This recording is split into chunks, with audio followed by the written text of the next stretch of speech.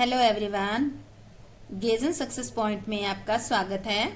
आज हम करेंगे 12th बिजनेस स्टडी का चैप्टर 7.3। हमारे चैप्टर का नाम है meaning, motivation, meaning and importance. यानी कि मोटिवेशन का एक लेक्चर हमारा हो चुका है, आज हमारा इसका सेकंड लेक्चर है।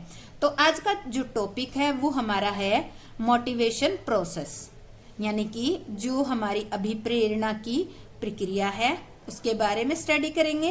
और इम्पोर्टेंस ऑफ मोटिवेशन, यानी कि मोटिवेशन का क्या महत्व है एक संस्था के अंदर, या अभिप्रेरणा का क्या महत्व है, इसके बारे में आज स्टडी हम करेंगे।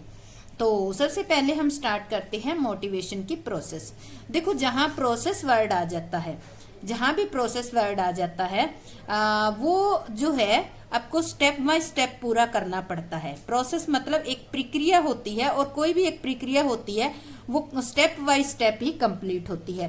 और अब रही बात प्रक्रिया की, तो ये प्रक्रिया किसकी है? मोटिवेशन की। अब मोटिवेशन कोई एक ऐसा काम तो है नहीं कि एक झटके में हो जाए, इसको तो बहुत धीरे धीरे सोच समझ के step by step he complete करना पड़ता है। इसलिए इसकी प्रोसेस दी गई है कि मोटिवेशन की प्रोसेस है क्या। तो हम आज दो टॉपिक पढ़ेंगे, motivation process and importance of motivation. तो तब तक आप मेरे चैनल को सब्सक्राइब कर दें, और हम आज पढ़ने जा रहे हैं मोटिवेशन के प्रोसेस के बारे में। तो हमारा पहला जो टॉपिक है वो है मोटिवेशन प्रोसेस। ये जो क्वेश्चन है आपको बता दूं कि ये 4 मार्क्स में बड़े क्वेश्चन में इस तरह से आ सकता है, और ये बहुत ही इम्पोर्टेंट क्वेश्चन है, और इसको आपको step by step he learn करना है। तो हम स्टार्ट करते हैं प्रोसेस। अभिप्रेरणा कोई एक ऐसा कार्य नहीं है जो एक ही झटके में पूरा हो जाए। यानी कि मोटिवेशन कोई ऐसा काम नहीं है कि छोटा सा कि हाँ एक ही झटके में वो पूरा हो जाए। इसकी एक प्रक्रिया है, और उसी के तहत यह प्रक्रिया पूरी की जाती है। यानी कि कोई एक प्रोसेस है, एक प्रक्रिया है जो स्टेप बाय स्टेप पूरी की जाती है। तो अब हम देखते हैं, एक ये चार्ट सा बनाया है, इसके द्वारा हम देखते हैं, इसके बॉक्स के अंदर एक चार्ट है, उसके द्वारा हम देखते हैं कि मोटिवेशन की जो प्रोसेस है वो आपकी है क्या। देखो, मोटिवेशन कहाँ से स्टार्ट होता है और कहाँ पर जाकर खत्म होता है।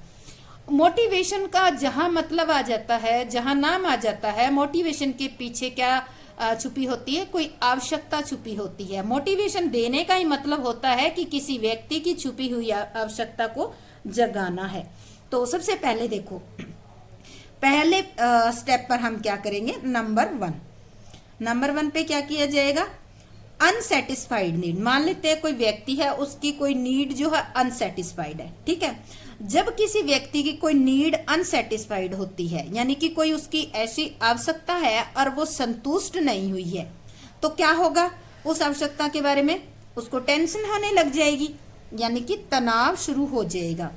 तनाव के बाद क्या होगा? जब उसको तनाव बहुत ज्यादा हो जाएगा, या अपने मैक्सिमम पॉइंट पे जब उसकी टेंशन पहुंच जाएगी, तो ड्राइव यानी कि तीव्रता शुरू हो जाएगी, कि उसको लग जाएगा हाँ मेरी ये जो आवश्यकता है कैसे पूरी की जाए, इस तरह से लग जाती है। जैसे ये टाइम जो ड्राइव वाला है ना, ड्राइव वाला या तीव्रता वाला टाइम, आपका वो टाइम लगाओ जैसे आपके एग्जाम से 5 मिनट पहले आपकी हार्ट बीट ये स्टार्ट हो जाती है ना, सेम उसी तरह से जब ये आवश्यकता बिल्कुल अपने टॉप पे होती है और बहुत ज्यादा टेंशन क्रिएट कर देती है, तो वही पोजीशन होती है तीव्रता की।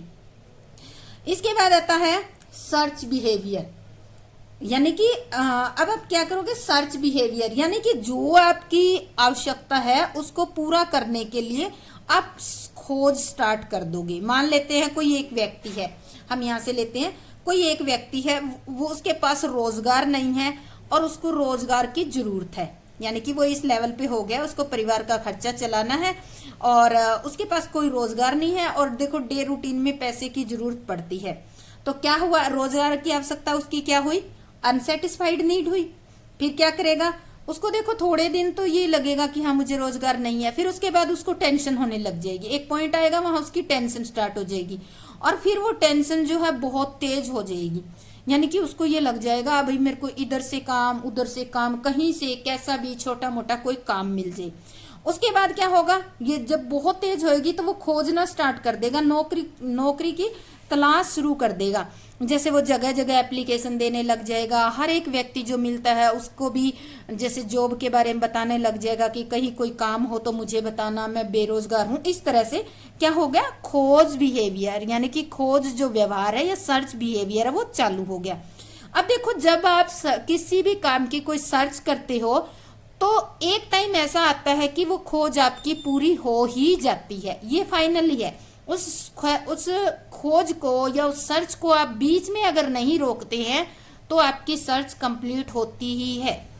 हो सकता है उसमें टाइम थोड़ा ज्यादा लग जाए। मान लेते हैं ये बंदा जो बेरोजगार था, इसने क्या किया, रोजगार खोजना शुरू किया, हर एक व्यक्ति को बोला, जगह जगह एप्लीकेशन दी, तो क्या हुआ, उसको एक नौकरी मिल गई।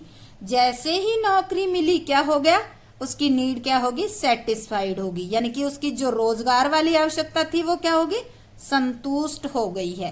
ठीक है, अब जब उसकी आवश्यकता संतुष्ट हो गई है तो अगला स्टेप क्या होगा, यानी कि वो आराम की जिंदगी जीने लग गया, यानी कि रिडक्शन ऑफ टेंशन, तनाव मुक्त हो गया और आराम की जिंदगी जीने लग गया।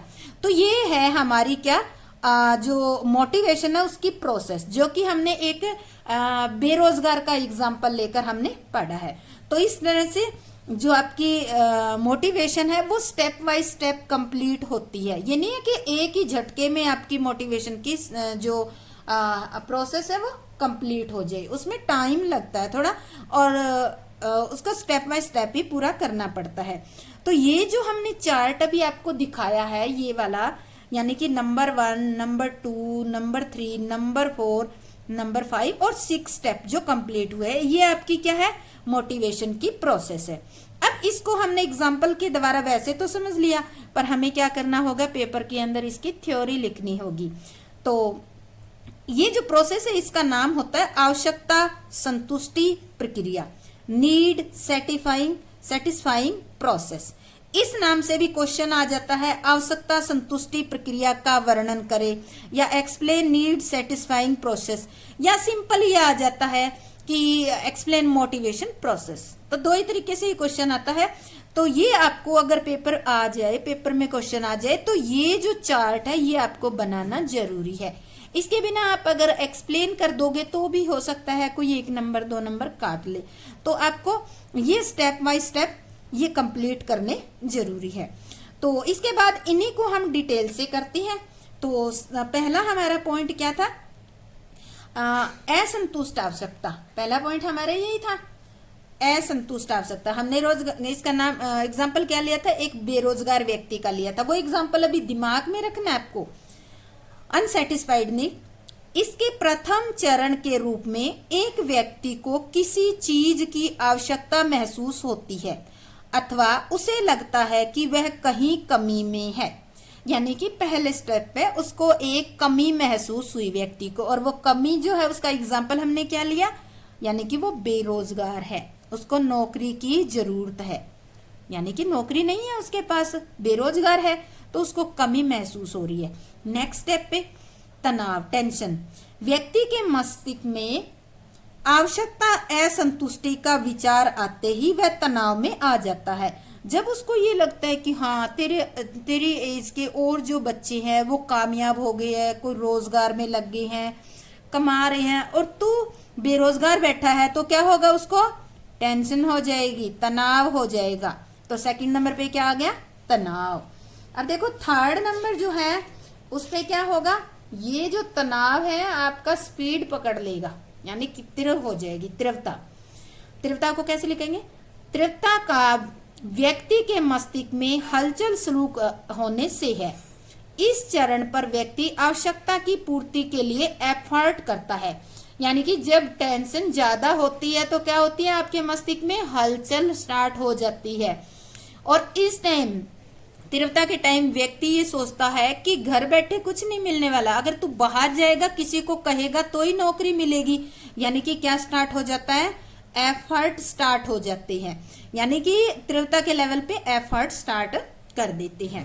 नेक्स्ट अगला पॉइंट हमारा है खोज व्यवहार, सर्च बिहेवियर। अब क्या करेगा, अब इसने एफर्ट करने की तो हिम्मत कर ली है, तो तो इस चरण पर व्यक्ति आवश्यकता संतुष्टि के विभिन्न विकल्पों की खोज करता है और सर्वाधिक बेहतर विकल्प को अमल में लाया जाता है।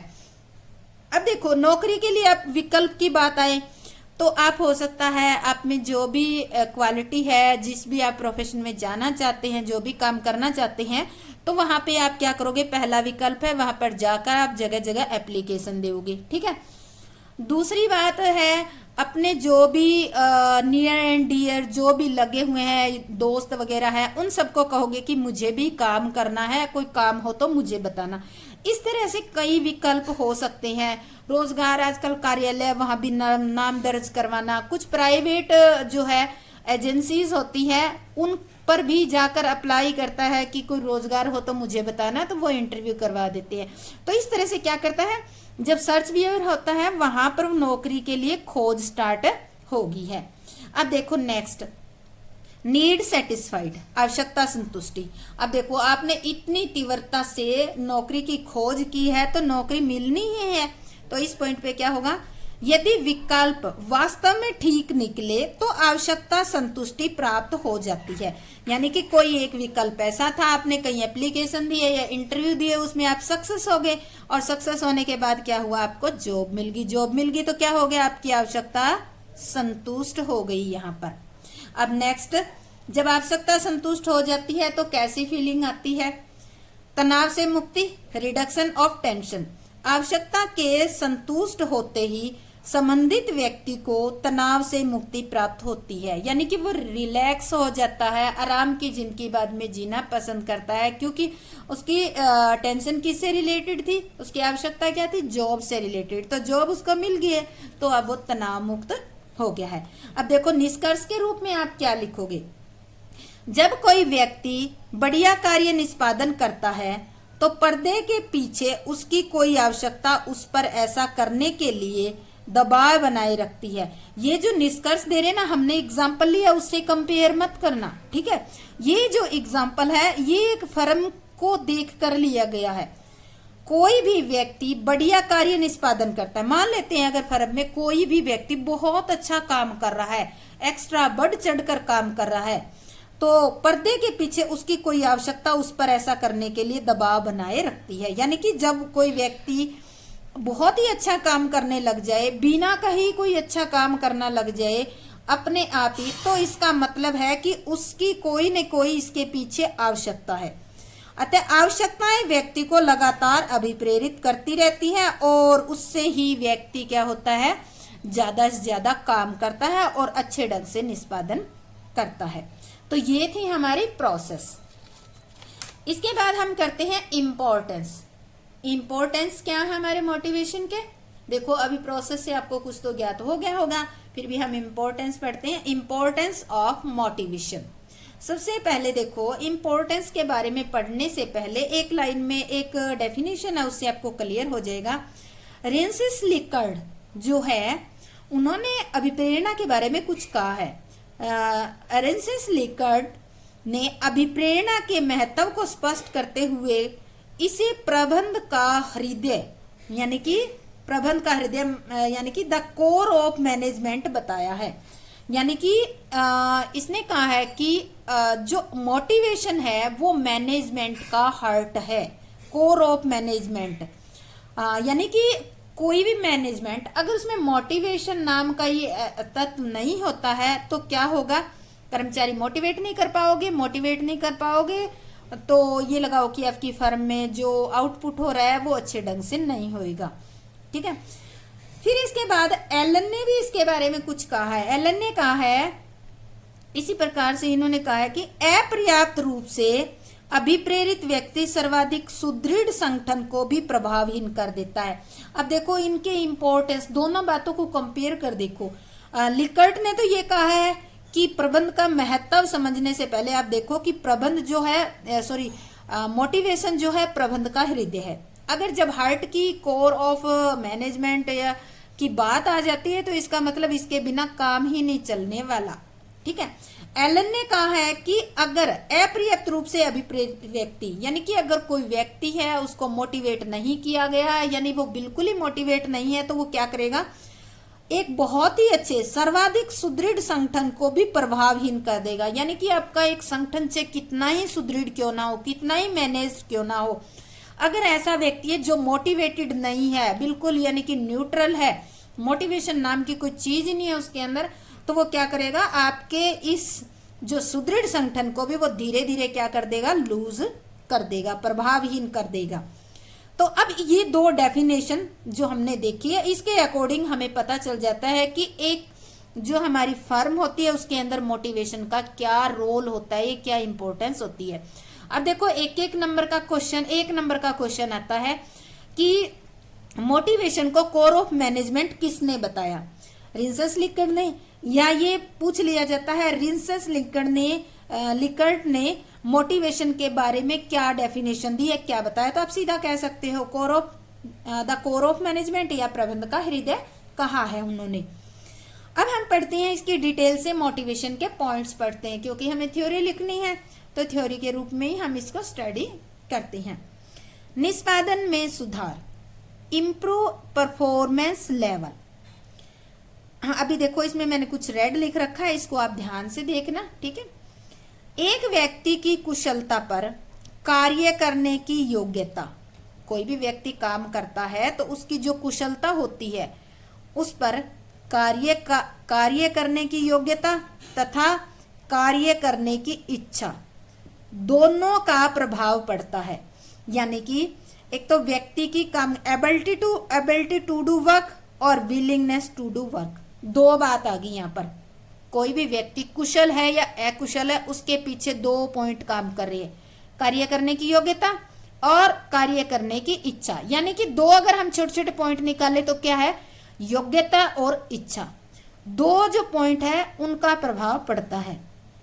अब आती है बात, कार्य करने की योग्यता शिक्षण प्रशिक्षण द्वारा ग्रहण की जाती है। सीधी सी बात है कि आजकल बहुत सारे इंस्टीट्यूट चले हुए हैं, तो अगर आप में कार्य करने की योग्यता नहीं है तो आप योग्यता ग्रहण कर सकते हैं, सीख सकते हैं कैसे।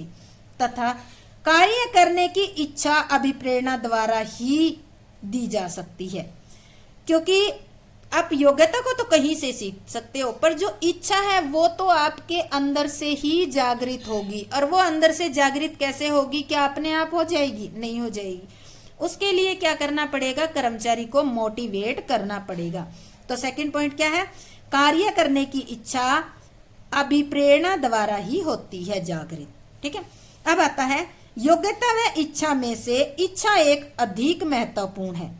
अब मान लेते हैं कोई एक व्यक्ति योग्य है, उसकी योग्यता है, कोई काम कर सकता है, लेकिन अगर उसकी इच्छा नहीं है तो क्या आप उससे काम ले सकते हैं? बिल्कुल नहीं ले सकते। दूसरा, अगर मान लेते एक व्यक्ति में योग्यता नहीं है पर उसकी काम करने की इच्छा बहुत ज्यादा है, तो हो सकता है जो व्यक्ति इच्छा रखता है वो योग्यता ले सकता है, कहीं से ग्रहण कर सकता है और वो काम कर सकता है। तो इन दोनों पॉइंट में क्या जरूरी है, इच्छा का होना जरूरी है। अगर किसी व्यक्ति की इच्छा जागृत होगी तो वो योग्यता अपने आप प्राप्त कर लेता है, पर योग्यता है और इच्छा नहीं है तो इच्छा को केवल मोटिवेशन के द्वारा ही जगाया जा सकता है। नेक्स्ट पॉइंट हमारा आता है कर्मचारियों की उदासीन प्रवृत्ति, यानी कि मनोवृत्ति को बदलने में सहायक, हेल्प टू चेंज नेगेटिव और indifference attitude of the employ. यानी कि जो एम्प्लॉय का नेगेटिव एटीट्यूड होता है उसको चेंज करने में भी हेल्प करता है आपका ये मोटिवेशन। संगठन में, यहां से हम स्टार्ट करते हैं, संगठन में कुछ व्यक्ति नकारात्मक मनोवृत्ति के होते हैं। वे हमेशा सोचते हैं कि अधिक काम करने से कोई लाभ नहीं। प्रबंधक विभिन्न अभिप्रेरक विधियों का प्रयोग करके इस मनोवृत्ति को बदलता है। यदि ऐसे कर्मचारी की वित्तीय स्थिति कमजोर है तो पारिश्रमिक बढ़ाकर अभिप्रेरित किया जा सकता है। देखो कोई भी फर्म होती है, वहां पर जो व्यक्ति काम करते हैं उन सब की आपको पता ही है कि मनोवृत्ति अलग अलग होती है, एटीट्यूड सबका अलग अलग होता है। उसमें से कुछ आपको नेगेटिव एटीट्यूड वाले भी मिलेंगे। आप अपने ग्रुप में स्टूडेंट में अगर देखेंगे तो भी मिल जाएंगे। एक कहता है चलो पढ़ते हैं, नंबर अच्छे लेने हैं, एक कहेगा उनमें से अरे रहने दे, कोई नहीं, चल जाएगा काम, पर्ची ले जाएंगे, और इस तरह से। तो जो ऐसे ऐसे होते हैं वो नेगेटिव मनोवृत्ति के होते हैं। तो इस तरह की जो नेगेटिव मनोवृत्ति है वो कैसे दूर की जा सकती है, अभिप्रेरणा द्वारा ही। अब अभिप्रेरणा कैसे देंगे? अब देखो उस कर्मचारी को जो नेगेटिव ऐसे एटीट्यूड का है तो उसका पता लगाया जाएगा। अगर उसकी वित्तीय स्थिति कमजोर है तो क्या किया जाएगा? पता है फर्म को ये व्यक्ति बहुत काम कर सकता है या इसके काम का बहुत फायदा हो सकता है, तो फर्म क्या करेगी? कुछ इंसेंटिव दे देगी, कोई वेजेस बढ़ा देगी, उसकी सैलरी बढ़ा देगी, तो इस तरह से उसको मोटिवेट कर सकती है। तो इस तरह से मोटिवेट करके उसकी मनोवृत्ति को चेंज किया जा सकता है। नेक्स्ट पॉइंट हमारा आता है कर्मचारी आवागमन में कमी। आवागमन का मतलब है जो कर्मचारियों का टर्नओवर होता है, आना, फर्म को छोड़कर चले जाना, फिर नए कर्मचारियों को लेना, उसको आवागमन कहते हैं। Reduction employ turnover. अब देखो कर्मचारियों के आवागमन की ऊंची दर से संस्था की साख यानी कि गुडविल प्रभावित होती है। ऊंची दर का मतलब होता है कर्मचारी जो है जल्दी जल्दी फर्म को छोड़कर चले जाते हैं, ज्यादा संख्या में, थोड़े दिन टिकते हैं फर्म के अंदर, तो इससे क्या होगा? फर्म की गुडविल जो है प्रभावित होगी। हर एक कर्मचारी के मन में ये रहेगा कि यहाँ ज्यादा लंबे टाइम तक यहाँ नहीं टिक सकते, इस फर्म में काम नहीं कर सकते। अब आते बाद इससे प्रबंधकों के सामने कई समस्याएं उत्पन्न हो जाती है। जब कर्मचारी फर्म को छोड़कर जाएंगे तो प्रबंधकों के सामने कौन कौन सी समस्याएं उत्पन्न होगी? देखो, बार बार कर्मचारियों की नियुक्ति करना, उनके शिक्षण प्रशिक्षण की व्यवस्था करना आदि समस्याओं से धन और समय और धन दोनों की बर्बादी होती है, और इससे केवल अभिप्रेरणा से ही बचा जा सकता है। यानी कि दोनों तरीके बता दिए। अगर कर्मचारी जल्दी जल्दी फर्म को छोड़कर चले जाते हैं तो इससे फर्म का नुकसान ये होता है कि फर्म को बार बार कर्मचारियों को अपॉइंट करना पड़ेगा, ट्रेनिंग देनी पड़ेगी, तो इसे एक तो टाइम भी बहुत ज्यादा लगेगा, और दूसरा आप ये लगाओ कि फर्म का जो टाइम भी बर्बाद होगा, धन भी बर्बाद होगा, दोनों की बर्बादी होगी। पर कोई फर्म अगर इससे बचना चाहती है तो एक ही उपाय है, केवल मोटिवेशन। कर्मचारियों को, जो भी कर्मचारी प्रेजेंट में है, उनको ज्यादा ज्यादा मोटिवेट करे। मोटिवेट करने से क्या होगा? कर्मचारी को अपनापन महसूस होने लग जाएगा फर्म में, और जब अपनापन महसूस होने लग जाएगा कर्मचारी को फर्म में, तो कर्मचारी फर्म को छोड़कर नहीं जाएगा। नेक्स्ट हमारा आता है इसी से रिलेटेड पॉइंट है ये हमारा, संगठन में अनुपस्थिति दर घटाने में सहायक, helps to reduce absenteeism in the organisation. अब देखो, इस पहले पॉइंट में तो कर्मचारी छोड़कर संस्था को चले जाते थे, इस पॉइंट में है कि कर्मचारी छुट्टी पर कम रहते हैं। देखो, कुछ संगठनों में अनुपस्थिति की दर अधिक होती है। इसके मुख्य कारण है काम की घटिया दशाएं, अधिकारियों से घटिया संबंध, संगठन में पहचान न मिलना, अपर्याप्त पुरस्कार आदि। तो अब देखो, कर्मचारी जो एब्सेंट रहते हैं उसके पीछे कई कारण बताए हैं। देखो, जहां कर्मचारी काम करता है वहां अगर कंडीशन अच्छी नहीं है तो कर्मचारी क्या हो जाएगा? उसको थकावट हो जाएगी, उसको रेस्ट महसूस होगा, तो वो छुट्टी लेगा। दूसरा, अधिकारी और कर्मचारियों के अगर संबंध अच्छे नहीं है, रिलेशन अच्छे नहीं है, मन मुटाव है, तो भी कर्मचारी का मन फर्म में नहीं लगेगा, तो वो ज्यादा से ज्यादा छुट्टी लेने की कोशिश करेगा। तीसरा है संगठन में पहचान ना मिलना, यानी कि काम कम करो, ज्यादा करो, कितनी मेहनत कर लो, अगर फर्म के अंदर कर्मचारी को पहचान नहीं मिलती है तो कर्मचारी क्या करेगा? छुट्टी की कोशिश करेगा, यानी कि एब्सेंट रहता है, यानी कि उसका मन उससे फर्म से लगाव नहीं होता, सिर्फ ये समझता है कि हाँ वर्किंग रूटीन का, ये डेली रूटीन का वर्क करना है, जाना है। अपर्याप्त पुरस्कार, और ज्यादा काम के लिए अगर उसको किसी टाइप का कोई पुरस्कार नहीं दिया जाएगा, शाबाशी नहीं दी जाएगी, तो भी कर्मचारी ऐसा ही करते हैं। अब बात आती है इन कमियों को दूर कैसे करना। एक प्रबंधक इन सभी कमियों को दूर करके कर्मचारियों को अभिप्रेरित करता है, यानी कि केवल मोटिवेशन ही एक ऐसी टेक्निक है जिसके द्वारा कर्मचारी जो है फर्म में एब्सेंट कम रहते हैं। अभिप्रेरित कर्मचारी काम से अनुपस्थित नहीं रहते, क्योंकि काम स्थान उनके लिए खुशी का स्थान बन जाता है। यानी कि कर्मचारियों को मोटिवेशन इस तरह से किया जाए कि कर्मचारियों को ये लगे कि जो जहां पर हम काम कर रहे हैं वहीं पे ही हमें रियल खुशी मिल रही है, घर रहने पे या बाहर रहने पे हमें इतनी खुशी नहीं मिलती। यानी कि उसको ललक होनी चाहिए कि किस टाइम मेरा दिन निकले, मैं काम पर जाऊं। इस तरह से कर्मचारी को मोटिवेशन के द्वारा फुल ऑन कर देना चाहिए, ताकि कर्मचारी का काम का स्थान ही सब कुछ कर्मचारी को लगने लग जाए। नेक्स्ट आता है परिवर्तन के विरोध में कमी। अगर मान लेते हैं मोटिवेटेड एम्प्लॉय है तो क्या होगा, फर्म कोई परिवर्तन करेगी उसको एक्सेप्ट आसानी से कर लेंगे। तो अब देखो फर्म को परिवर्तन क्यों करने पड़ते हैं और कर्मचारी क्यों इसका विरोध करते हैं। देखो संगठन में परिवर्तन होते रहते हैं, समय की मांग के अनुसार परिवर्तन फर्म को करना पड़ता है, परंतु कर्मचारी जिस ढांचे में काम करते हैं उसमें परिवर्तन नहीं चाहते और क्या करते हैं, विरोध करते हैं। इन परिवर्तनों को केवल अभिप्रेरणा द्वारा ही आसानी से स्वीकृत किया जा सकता है। देखो कोई भी फर्म है उसमें कुछ एक टाइम बाद, आज तो अगर आज का टाइम देख रहे हो तो जो टेक्नोलॉजी है वो दिन दूनी रात चौगुनी बढ़ती जा रही है। तो आप देखोगे कि हर एक फर्म में 2-4 साल के बाद बहुत बड़ा चेंजेस मिलेगा, आपको परिवर्तन मिलेगा और वो परिवर्तन फर्म को करना भी पड़ता है। क्यों? क्योंकि फर्म की मजबूरी हो जाती है, समय की मांग हो जाती है कि फर्म परिवर्तन करे।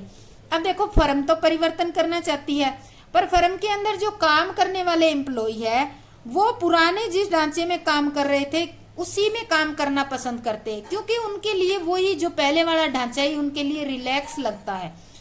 तो अब फर्म चेंज करेगी तो ये कर्मचारी विरोध करेंगे, कर्मचारी विरोध करेंगे तो क्या होगा, मनमुटाव होगा। तो इस मनमुटाव से या जो कॉन्फ्लिक्ट है इससे दूर करने का एक ही तरीका है कि फर्म जब भी चेंज करे, कोई परिवर्तन करे तो उससे पहले अपने कर्मचारियों को अभिप्रेरणा दे दे, यानी कि कर्मचारियों को पहले ही मोटिवेट कर ले। मोटिवेटेड एम्प्लॉय होंगे यानी कि उनको पहले से ही बताना स्टार्ट कर दे कि फलाना महीने में ये नई टेक्नोलॉजी आएगी, फर्म में ये नया काम करेंगे। तो इससे क्या होंगे, जो भी आपके फर्म के एम्प्लॉय है वो मेंटली प्रिपेयर हो जाएंगे और जो भी चेंज होगा उसको आसानी से स्वीकार कर लेंगे। तो इस तरह से जो फर्म के एम्प्लॉय है वो मोटिवेट फर्म को करने चाहिए। तो आज हमने किया है मोटिवेशन की प्रोसेस और इम्पोर्टेंस ऑफ मोटिवेशन। बच्चों अगर आपको ये अच्छा लगता है तो आप मुझे कमेंट करके या लाइक करके, शेयर या सब्सक्राइब करके जरूर बताएं। और मैंने ये जो पॉइंट लिखे हैं बुक में काफ़ी बड़े पॉइंट हैं, मैंने इसको उतना ही लिखा है जितना एक पॉइंट क्लियर हो जाए। तो अगर आप मेरे चैनल से +2 की ये स्टडी कर रहे हैं तो आपको डरने की बिल्कुल भी ज़रूरत नहीं है। मैं कंप्लीट सिलेबस दूंगी और आपके 12th से रिलेटेड कोई भी इंफॉर्मेशन होगी तो मैं इंफॉर्मेशन भी साथ साथ देती हूँ, क्योंकि स्टडी मटेरियल तो कोई दे सकता है, साथ में इंफॉर्मेशन देना भी ज़रूरी है। तो और ये इन्फॉर्मेशन के बारे में मैं बातें केवल लास्ट में ही बताती हूँ, क्योंकि जो स्टूडेंट इसमें मटेरियल पढ़ेगा वो इन्फॉर्मेशन उसको जरूरी होगी। तो बच्चों अगर आपको अच्छा लगा है तो आपका बहुत बहुत धन्यवाद। जय हिंद, जय भारत।